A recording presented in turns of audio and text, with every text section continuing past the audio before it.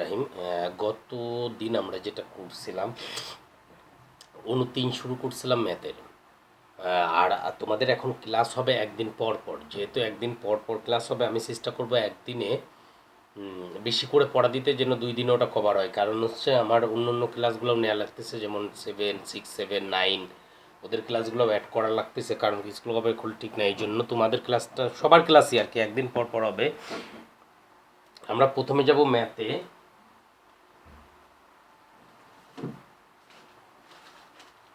ম্যাথে 29-এ যাব।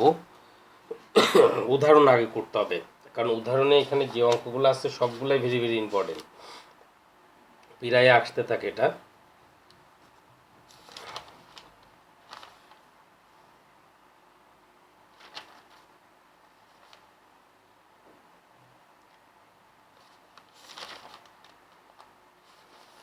উদাহরণটা আমি করাইতে পারবো না, আমার কাছে তো বই নাই। আচ্ছা, তোমরা অনুশীলনীতে চলে যাও, উদাহরণগুলো পরে করাই। অনুশীলনীতে যেটা আছে, অনুশীলনী 10 নাম্বারটা এখানে বলছে যে একটি পুকুরের দৈর্ঘ্য 60 মিটার এবং প্রস্থ 40 মিটার। পুকুর পাড়ের বিস্তার যেহেতু পুকুর পাড়ের বিস্তারটা দিছে 3 মিটার, আর এখানে পুকুরের দৈর্ঘ্য, ধরো আমি যদি এটা চিত্র আগেই আমাদের আঁকতে হবে চিত্রটা। এটা আমরা পুকুর আঁকলাম, এই পুকুরের দৈর্ঘ্যটা কত দেওয়া আছে? 60 মিটার। আর প্রস্থটা দেওয়া আছে 40 মিটার। এখন এখানে বলছে পুকুর পাড়ের বিস্তার, এখানে একটা পাড় আছে, এই পাড়ের বিস্তারটা আছে হচ্ছে 3 মিটার। এই বিস্তারটা কত মিটার? 3 মিটার। তার মানে এখান থেকে এইটুকু, এটা কত দিব? এটা হচ্ছে এখান থেকে এইটুকু, যেটা এটা হচ্ছে 3 মিটার। মানে সব দিকে আর কত থাকবে? 3 থাকবে। 3 মিটার, 3 মিটার। ও দুইটা না লিখলে হবে, আমরা বুঝেই নিতে পারবো দুইটা এটা। তাহলে এখন চিন্তা করো, এখানে পাড় যেটা আছে এটা পুকুরের বাইরে আছে না ভিতরে আছে? পুকুরটা কতটুকু? পুকুরটা হচ্ছে এইখান থেকে এই পর্যন্ত, এইখান থেকে এই পর্যন্ত, আর বাকি যেটুকু আছে এটুকু হলো পাড়। তাহলে এখানে প্রথমে যেটা আছে দেওয়া আছে, তাহলে আমরা লিখব দেওয়া আছে পুকুরের দৈর্ঘ্য ইকুয়াল টু কত? 60 মিটার। পুকুরের প্রস্থ ইকুয়াল টু কত? 40 মিটার। অতএব পুকুরের ক্ষেত্রফলের সূত্র কি? দৈর্ঘ্য গুণ প্রস্থ। দৈর্ঘ্যটা হচ্ছে 60, প্রস্থটা হচ্ছে 40, এককটা হচ্ছে বর্গ মিটার, এত বর্গ মিটার। তাহলে পুকুরের ক্ষেত্রফলটা আমরা পেলাম। পুকুরের ক্ষেত্রফলটা যেহেতু পেয়ে গেছি, এখন আমাদের যে কাজ, এখন পাড় সহ পুকুরের আবার আর একটা ক্ষেত্রফল বের করতে হবে। যেহেতু পাড়ের বিস্তারটা দেয়া আছে 2400 পেলাম আমরা, আবার পাড় সহ মানে এই পুকুরের যে দৈর্ঘ্যটা আছে এটুকু হচ্ছে পুকুরের দৈর্ঘ্য, এটুকু হচ্ছে পুকুরের দৈর্ঘ্য। যদি পাড় সহ বলি তাহলে এই পাশের এইটুকু আর এই পাশের এইটুকু কি হবে? যোগ হবে। পাড় সহ পুকুরের দৈর্ঘ্য সমান 60 যোগ দৈর্ঘ্য দুই পাশে থাকে, দুই পাশে আছে 2 গুণ দৈর্ঘ্যটা কত মিটার? 3। যেহেতু দৈর্ঘ্য দুই পাশে এই জন্য 2 আসছে, আর যেহেতু এটা কত মিটার? 3 মিটার, এই জন্য 3 আসছে, এত মিটার। 60 যোগ 6 মিটার, 66 মিটার। পাড় সহ পুকুরের প্রস্থ 40 যোগ 2 গুণ 3 মিটার, 3 দুগুণ 6, আমি একবার লিখলাম, এটা 46 মিটার। অতএব পাড় সহ পুকুরের পুকুরের ক্ষেত্রফল, পার্শ্ব পুকুরের ক্ষেত্রফল দৈর্ঘ্য গুণ প্রস্থ, দৈর্ঘ্য হচ্ছে এত, প্রস্থ হচ্ছে এত, এত বর্গ মিটার ইজিক্যাল টু, এটা যদি আমরা গুণ করি, ক্যালকুলেটরে গুণ দাও, 66 গুণ 46, 3036 বর্গ মিটার। এখন আমার কার ক্ষেত্রফল বের করতে বলছে? পাড়ের ক্ষেত্রফল। তাহলে অতএব পাড়ের ক্ষেত্রফল, পাড়ের ক্ষেত্রফল হচ্ছে পার্শ্ব পুকুরের ক্ষেত্রফল থেকে, পার্শ্ব পুকুরের ক্ষেত্রফল থেকে পুকুরের ক্ষেত্রফল বিয়োগ দাও এত বর্গ মিটার ইজিক্যাল টু, বিয়োগ দিল হচ্ছে 366 এত বর্গ মিটার, এত বর্গ মিটার। ওকে, ভেরি গুড।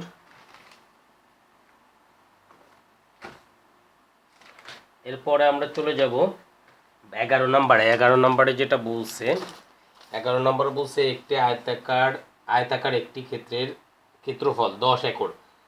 এখন এই যে একর দিছে, এই অঙ্কটা করতে হলে তোমার যেটাকে খেয়াল করতে হবে, এই একর কি, একর জিনিসটা কি। একরে তো আমরা কখনো করিনি, আমরা বর্গমিটার বর্গ সেন্টিমিটার করছি, একরে করিনি। তাহলে একর থেকে বর্গমিটার আগে যেতে হবে। তাহলে আমাদের আগেই মুখস্থ করতে হবে 1 একর ইকুয়াল টু 10,000 বর্গমিটার। 1 একর ইকুয়াল টু এক একক না, এটা 1 একর ইকুয়াল টু 4046.86, 4046.86 বর্গমিটার। 1 একরটা ইকুয়াল টু কত, এটা মুখস্থ করতে হবে একদম টুটস্থ, 4046.86, 4046.86 বর্গমিটার, 4046.86 বর্গমিটার। তার দৈর্ঘ্য প্রস্থের দ্বিগুণ। দেখো আমি এটা অনেকবার বলছি, এখানে একটা গুণ দেয়া আছে, সেটা হচ্ছে দৈর্ঘ্য প্রস্থের 4 গুণ। এই গুণ থাকলেই, আমরা 2.1 অনেক অঙ্ক করছি, গুণ থাকলে আমাদের এখান থেকে একটা ধরতে হয়। এই দুইটাতে কোনটা ধরবো, দৈর্ঘ্য ধরবো না প্রস্থ ধরবো? পরেরটা আমি ধরতে বলছি, তাহলে দৈর্ঘ্যটা ধরতে হবে। তাহলে এখানে দুইটা, এই অঙ্কের দুইটা প্যাচ আছে, একটা হচ্ছে একর আছে, আর একটা হচ্ছে কি আছে, দৈর্ঘ্য প্রস্থের এত গুণ। দুই জায়গায় প্যাচ, তো আমরা দুই জায়গায় ক্লিয়ার করে আগে একরটা, একর যেটা, এটাকে ক্লিয়ার করে 11 নম্বর। আমরা জানি 1 একর ইকুয়াল টু 4046.86 বর্গ মিটার। এখানে একর দিয়েছে মোট কত একর, 10 একর দেয়া আছে। 10 একর ইকুয়াল টু 4046.86 গুণ 10 এত বর্গ মিটার ইকুয়াল টু 4046 8 পয়েন্ট এত বর্গ মিটার। তাহলে এটাকে বর্গ মিটারে নিছি। এরপর আমি দৈর্ঘ্য প্রস্থের এত গুণ মনে করি, গুণ থাকলে আমাদের মনে করতে হবে, এটা মনে রাখবা। মনে করি যে অঙ্কই থাকুক না কেন, মনে করি প্রস্থ ক মিটার, অতএব দৈর্ঘ্যটা কত গুণ, 4 গুণ ক গুণ 4 মিটার ইকুয়াল টু 4 ক মিটার।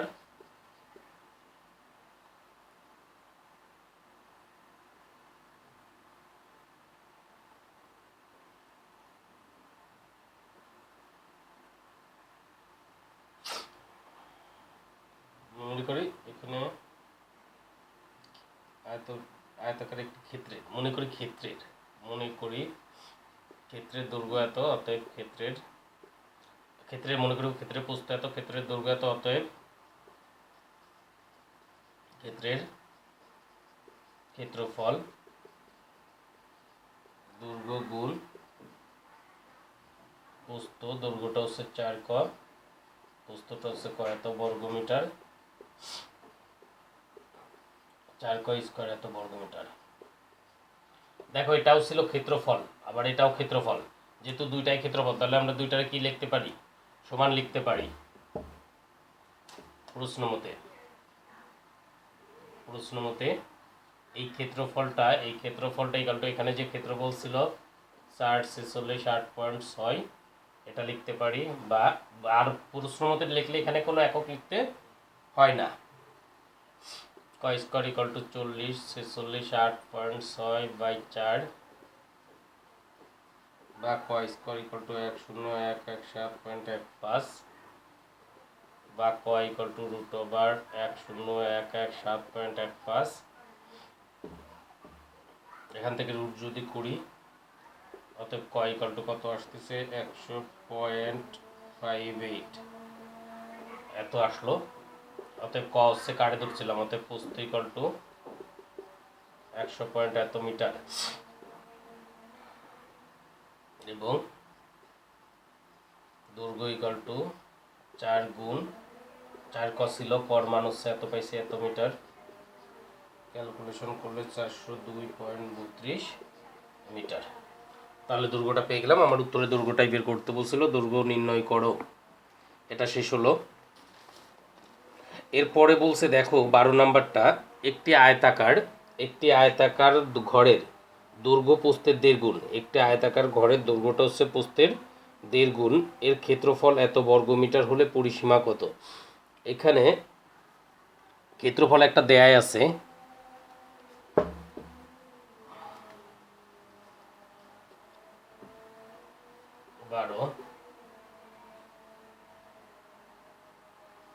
আগে দেওয়া আছে, এটা লিখে নি। দেওয়া আছে ঘরের ক্ষেত্রফল 216 বর্গ এত মিটার।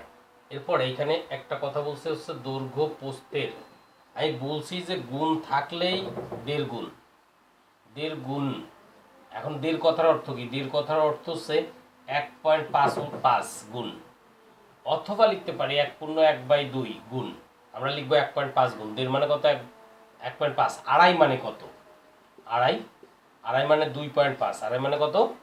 2.5। 2/3 কত? এই কথাগুলো মনে রাখতে হবে। 2/3, 2/3 হচ্ছে 2/3, 2/3 হচ্ছে 2/3। আড়াই মানে 2.5, 1.5 মানে কত? 1.5। আবার দেখো 1.5 মানে 1.5, আড়াই মানে 2.5, 2/3 মানে 2/3। তাহলে এখানে যেহেতু দৈর্ঘ্য প্রস্থের এত গুণ দেওয়া আছে, তাহলে আমরা মনে করি প্রস্থ, মনে করি ঘরের প্রস্থ ইকুয়াল টু মিটার। ঘরের দৈর্ঘ্যটা কত? 1.5 গুণ 1.5 গুণ মিটার ইকুয়াল টু 1.5 মিটার। অতএব ঘরের ক্ষেত্রফল ইকুয়াল টু দৈর্ঘ্য গুণ, দৈর্ঘ্যটা কত? ঘরের ক্ষেত্রফল হবে দৈর্ঘ্য গুণ প্রস্থ। দৈর্ঘ্যটা হচ্ছে 1.5 গুণ এত বর্গ মিটার, 1.5 স্কয়ার। এরপর প্রশ্ন মতে দিয়ে এটা ইকুয়াল টু, এটা তোমরা করে ফেলবা, পারবা। 13 নাম্বারটা পারবা। 13 নাম্বার বলছে একটি ত্রিভুজের ভূমি এত মিটার, ভূমি দেওয়া আছে, উচ্চতা হচ্ছে 2টা দেওয়া আছে, উচ্চতা একটাতে নিতে হবে। এত মিটার এত সেন্টিমিটার আছে, সেন্টিমিটারে 100 দিয়ে ভাগ করে মিটারে নিবা। উচ্চতা হচ্ছে 2টা, একটা হচ্ছে 15 মিটার 50 সেন্টিমিটার। এটা পারবা, দেখি চেষ্টা করো পারো কি না। 13 নাম্বার পর্যন্ত করবা, 10 থেকে 13 করবা। যদি কোনো সমস্যা থাকে আমাকে বলবা। ইংলিশের আমি মুখস্থ বিদ্যাতে যাব। ইংলিশের মুখস্থ বিদ্যার প্রথমে আমরা যেটা যাব, আমরা হচ্ছে যাব ইমেইলে। ইমেইল আমি একটা পড়া দিছিলাম, অনেকে পড়েনি।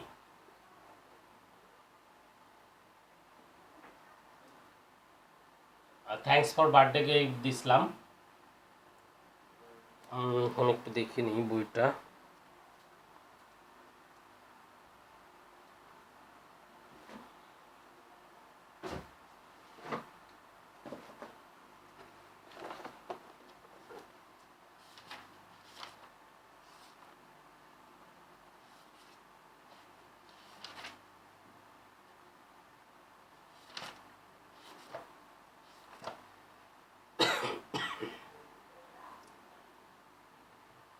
Hospitality,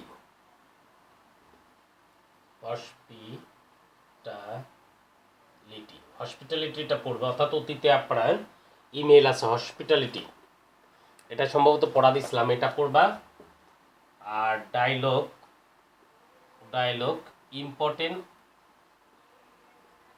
important of reading reading, importance of learning, importance of learning English।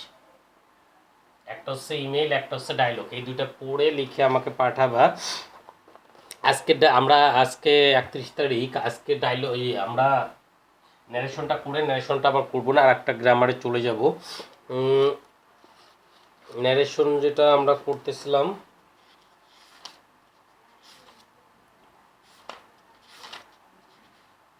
আমি ন্যারেশন আজকে করবো না, আমি দুইটা প্রশ্ন দিয়ে দেবো, তোমরা সলভ করো। আর আমি অনেকগুলো করাইছি, দেখি তোমরা পারো কিনা। আমি বরিশাল বোর্ড 2016 করাইছিলাম, আজকে যদি দিব যশোর বোর্ড 2016, অর্থাৎ 14 নাম্বারটা, 14 নাম্বার আমার বইয়ের। আমি প্রশ্ন লিখে দিব, তোমরা উত্তর লিখে আমাকে পাঠাবা। রহিম সেই to Shraban, say to Shraban, comma inverted comma,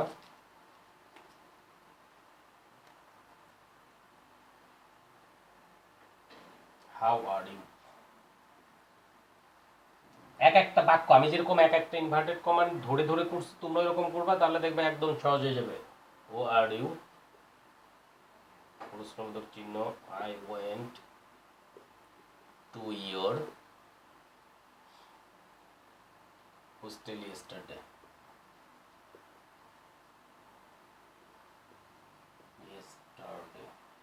yesterday পরিবর্তিত শব্দ, খেয়াল করবা। ওয়েন্টটা এখানে ভার্ব নেই, ওয়েন্ট হচ্ছে পাস্ট ফর্ম আছে, গো ওয়েন্ট। পাস্ট ফর্ম থাকলে অ্যাড প্লাস মূল ভার্বের পাস্ট পার্টিসিপল ফর্ম লিখতে হয়। কমা, এখানে কমা হবে, but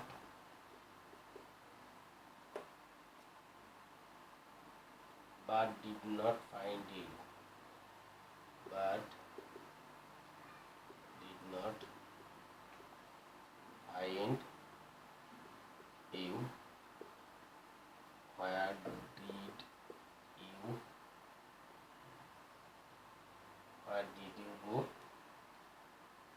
where did you go, inverted comma শেষ, তারপর আবার inverted comma শুরু, I went to the station, inverted comma শেষ, said শ্রাবণ, inverted comma শুরু, I had to received my maternal uncle there, inverted comma শেষ। এটা ছিল একটা, আমি এখানে একটু তোমাদের ক্লিয়ার করাইনি, খেয়াল করো প্রশ্নটাতে কি বলছে, কি আছে এখানে। দেখো আমাদের একটা জিনিস দিয়ে আছে, কমার পরে এখান থেকে এটুকু তো ইন্টারোগেটিভ, এটা আমরা পারবো। ইন্টারোগেটিভ করার পরে অ্যানাডেট দিয়ে যুক্ত করবো, এটা হচ্ছে অ্যাসার্টিভ। অ্যাসার্টিভ কিন্তু এখানে শেষ হয়নি, কমা আছে, তার মানে এর পরেরটুকু চলে আসছে, কিন্তু এখানে বাট আছে। বাট থাকলে আমরা বাট দিয়ে তো যুক্ত করে দিব। এটা মানে একটাই সেন্টেন্স আমরা লিখবো, আই হ্যাভ নট গান to his hostel the previous day, but did not থাকলে কি লিখতে হয়, হ্যাড নট ফাইন্ড হিম। তারপর এরপর আবার ইন্টারোগেটিভ আছে, ইন্টারোগেটিভ থাকলে তুমি পৃথক করে দিবা, রিপোর্টিংটা আগে আসবা, রিপোর্টিংটা তারপর আনবা। এটা পারবা, এটা করবা। আর একটা প্রশ্ন আমি দিয়ে দিব, সেটা হচ্ছে, এটা হচ্ছে কোন বোর্ড, যশোর বোর্ড 2016 দিলাম। এরপরে যেটা দিব Dhaka board 2016, Dhaka board 2016, 15 number, inverted comma শুরু, have you offered your prepare, have you offered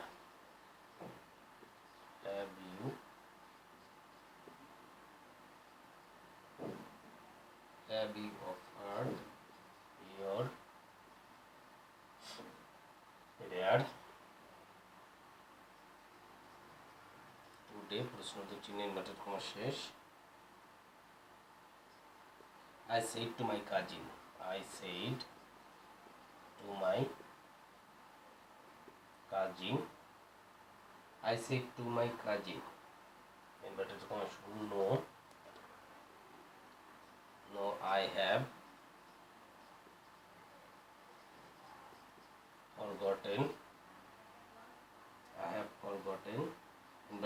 শেষ শেষ he said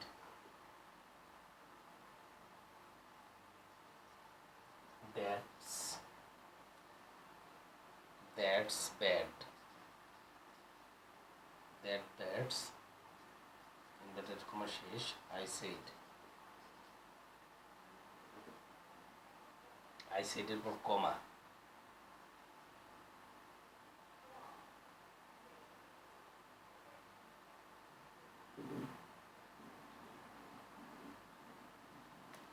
কমা না ফুল স্টপ হবে, দাঁড়াও একটু লিখে নিই এটা।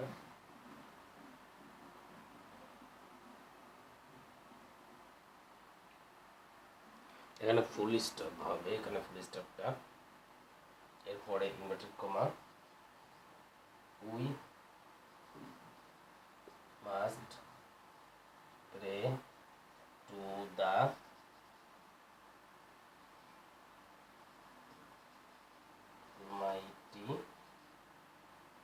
Almighty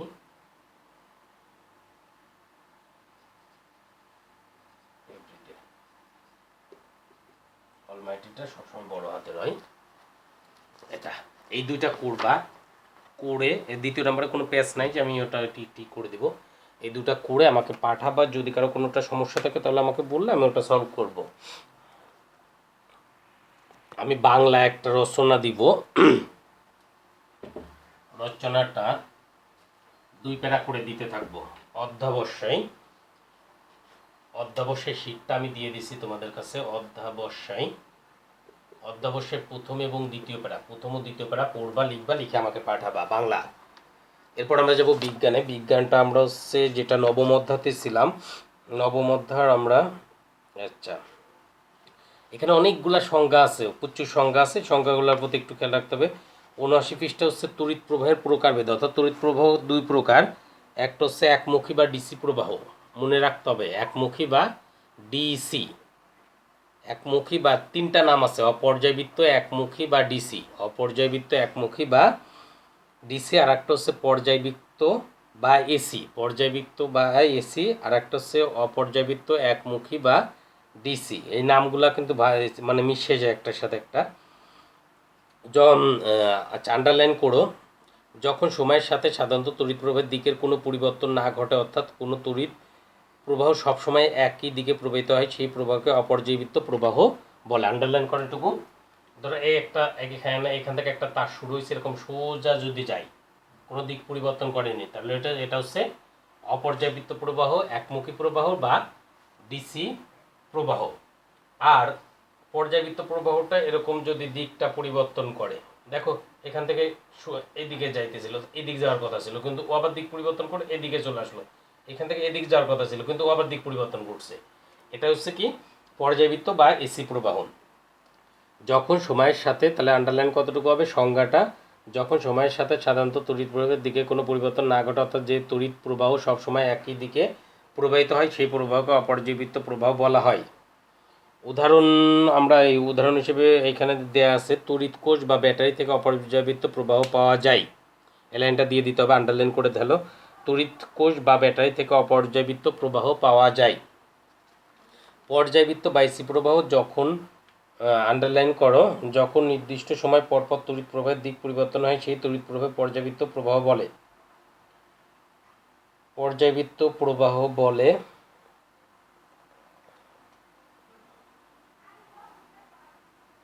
বর্তমানে বিশ্বের সকল দেশে তড়িৎ প্রবাহ পর্যায়বৃত্ত প্রবাহ।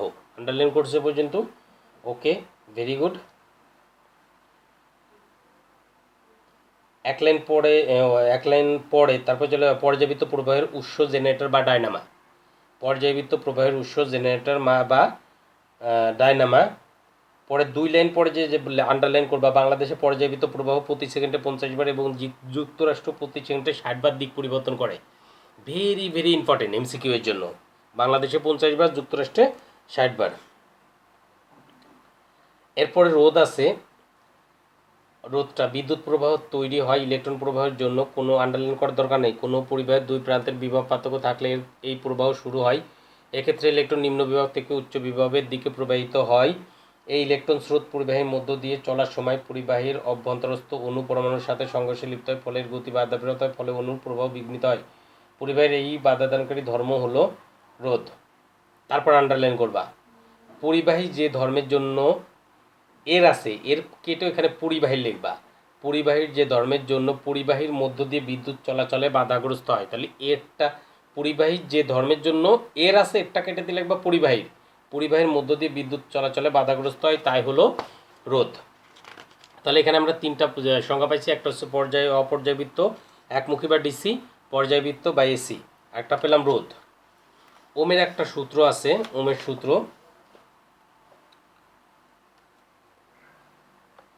ওমের সূত্রটা এখানে দেখো, ওমের সূত্র লেখা আছে, তাপমাত্রা স্থির থাকলে, একদম দুটস্থ করবা, আন্ডারলাইন করতে থাকো।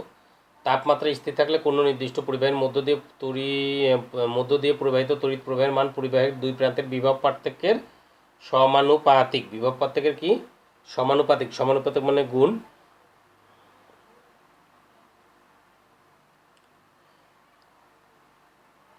তারপরে দুই লাইন পরে যে আন্ডারলাইন করবা, কোনো পরিবাহীর দুই প্রান্তের বিভব পার্থক্য ভি, এর রোধ আর এবং তড়িৎ প্রবাহ আই হলে, তারপর আন্ডারলাইন করবা তড়িৎ প্রবাহ আই ইকুয়াল টু কত? ভি বাই আর। সুতরাং কোনো নির্দিষ্ট পরিবাহীর মধ্য দিয়ে তড়িৎ প্রবাহ পরিবাহীর নিজস্ব রোধের ব্যস্তানুপাতিক।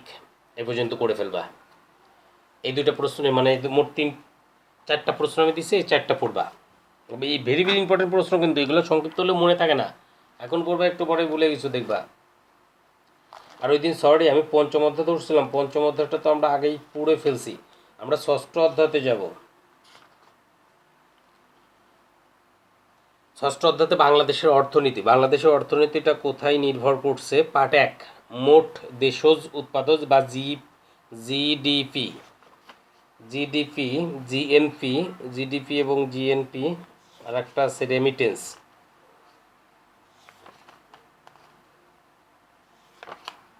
আর একটা আছে রেমিটেন্স। এই তিনটা আমাদের বেশি অবদান রাখা আছে। মোট দেশীয় উৎপাদন বা জিডিপি, এই জিডিপি কি, জিএনসি কি বা রেমিটেন্স কি, তিনটা সংখ্যা আছে, তিনটা সংখ্যা থেকে একটা সংখ্যা পাবোই আমরা। তো এখানে জিডিপি একটি দেশের অভ্যন্তরে দেশি বা বিদেশি নাগরিকদের দ্বারা প্রতি বছর উৎপাদিত সকল দ্রব্য বা ও সেবার মোট আর্থিক মূল্য হচ্ছে মোট দেশজ উৎপাদন। দেশজ উৎপাদনকে বলা হয় জিডিপি। জিডিপি হিসাব করা হয় মূলত একটি দেশের সামগ্রিক অর্থনৈতিক শক্তি বা সামর্থ্যের বোঝার জন্য। এই তিনটা লাইন আন্ডারলাইন করো, এটা পড়বা।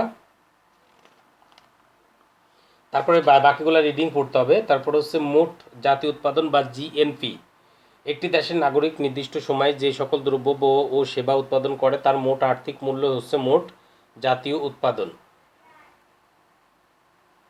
জাতীয় উৎপাদন অর্থাৎ একটি দেশের নাগরিক নিজ দেশ সহ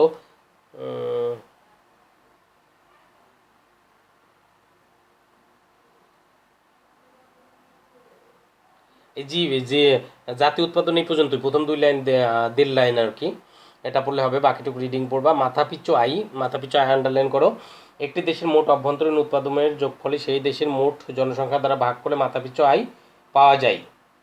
মাথাপিছু আয় সমান, দেখো সূত্র আছে এখানে একটা, মাথাপিছু আয় সমান কোনো নির্দিষ্ট বছরের মোট জাতীয় আয় বাই ওই বছরের মোট জনসংখ্যা।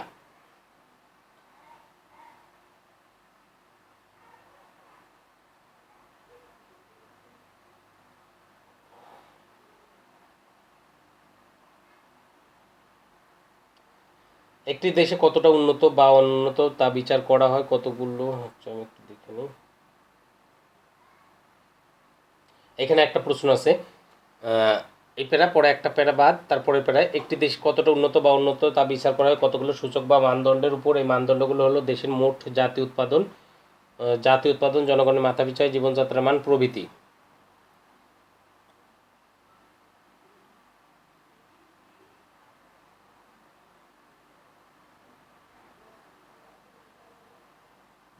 এখান থেকে বাংলাদেশ ব্যাংকের হিসাবও দেখা যায় 2004 থেকে 2005 অর্থবছর, যেখানে বাংলাদেশ মোট জিপি পরিমাণ ছিল এত কোটি, সেখানে 2012-13 অর্থবছরে এর পরিমাণ 10 কোটি, 13-14 15 কোটি, 15-16 বছরে 17 কোটি আয়।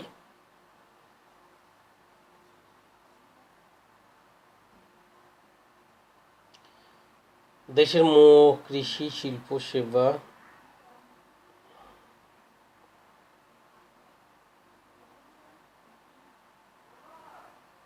আচ্ছা, তারপরে একটা প্রশ্ন আছে, এই লাস্টের যে প্যারাটা আছে, এই প্রশ্নটা হচ্ছে দেশের প্রবৃদ্ধির প্রবৃদ্ধির সূচক আমরা কিভাবে এগিয়ে নিতে পারি, এই প্রশ্নটা বাংলাদেশের এটা একটা প্রশ্ন। এটা হচ্ছে বাংলাদেশের সূচকে কিভাবে, লাস্টেরটা তার আগের প্যারা যেটা পড়লাম 2004, 2012-13, 2014-15 এবং 15-16, এটা হচ্ছে বাংলাদেশের অর্থনীতি যে প্রবৃদ্ধির যে হিসাবটা এটা। আর তারপরে এখানে হচ্ছে মাথাপিছু আয় কাকে বলে এটা পড়বা, এটা দিবা। এখানে একটা প্রশ্ন আছে 3 লাইনের, মাথাপিছু অর্থাৎ দেশের সূচক, কোনো দেশের উন্নত বা অনুন্নত নির্ণয় করা হয় কিভাবে, এই 3টা লাইন। মোট জাতীয় যে উৎপাদন আর হচ্ছে মোট দেশীয় উৎপাদনের সংখ্যাগুলো পড়বা। এরপরে আমরা চলে যাব সমাজে, ধর্মে আমরা পড়তেছিলাম হচ্ছে জান্নাতের আমরা যতটুকু পড়ছিলাম, জান্নাত লাভের আমল ও উপায়। জান্নাত লাভ করতে হলে আমাদের কি কি আমল করতে হবে?